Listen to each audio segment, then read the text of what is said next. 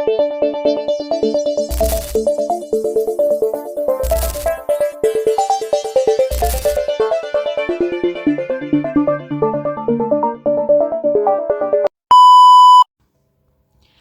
yang kita dapatkan dari berita-berita sebelumnya, awal mula polemik Pulau Rempang ini dimulai saat lahan seluas 7.572 hektar menjadi target lahan Proyek Strategis Nasional atau PSN.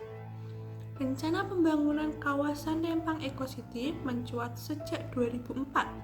Kala itu, PT Makmur Elograha menjadi pihak swasta yang digandeng pemerintah melalui BP Batam dan pemerintah Kota Batam bekerja sama. Kini, pembangunan Rempang Eco City masuk dalam program strategis nasional tahun ini sesuai Permenko Bidang Perekonomian RI nomor 7 tahun 2023 dan ditargetkan bisa menarik investasi hingga 381 triliun pada tahun 2080. Kawasan Rempang juga akan menjadi lokasi pabrik kaca terbesar kedua di dunia milik perusahaan Cina, Xinyi Group. Investasi proyek itu diperkirakan mencapai 174 triliun. Sejumlah warga terdampak pun harus direlokasi demi pengembangan proyek ini. Sebagai kompensasi, Kepala BP Batam Muhammad Rudi menyatakan pemerintah menyiapkan rumah tipe 45 senilai 120 juta dengan luas tanah 500 meter persegi. Sebanyak 16 kampung adat Melayu di Pulau Rempang menolak keras pembangunan proyek Rempang Eco City tersebut. Masyarakat adat yang tinggal di Pulau Rempang tersebut telah menetap secara turun-temurun sejak tahun 1834. Ketua Kekerabatan Masyarakat Adat Tempatan Keramat Rempang dalam beberapa kesempatan menegaskan warga kampung tidak menolak pembangunan, tapi menolak direlokasi. Penolakan warga atas rencana pembangunan kawasan Rempang Eco City itu pecah hingga terjadi bentrokan dengan aparat gabungan pada 7 September 2023. Mereka menolak pengukuran lahan yang dilakukan BP Batam.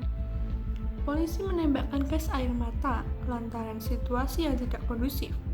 Jumlah anak harus dibawa ke rumah sakit akibat gas air mata yang diklaim aparat terbawa angin.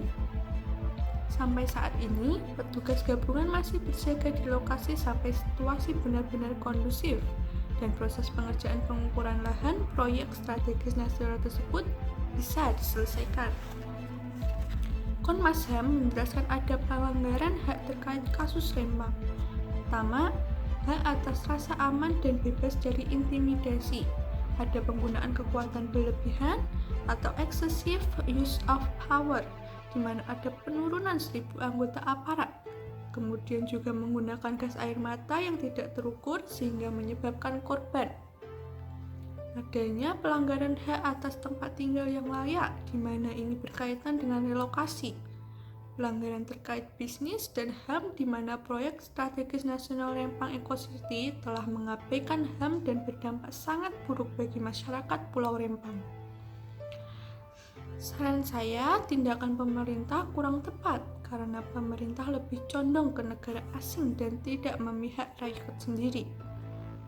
Alangkah baiknya pemerintah lebih mendekatkan diri pada masyarakat untuk memberi pengertian yang bisa diterima rakyat Rempang. Tidak ada dasar hukum bagi siapapun untuk menggusur, memindahkan, merelokasi warga Rempang dari tanah kelahiran mereka.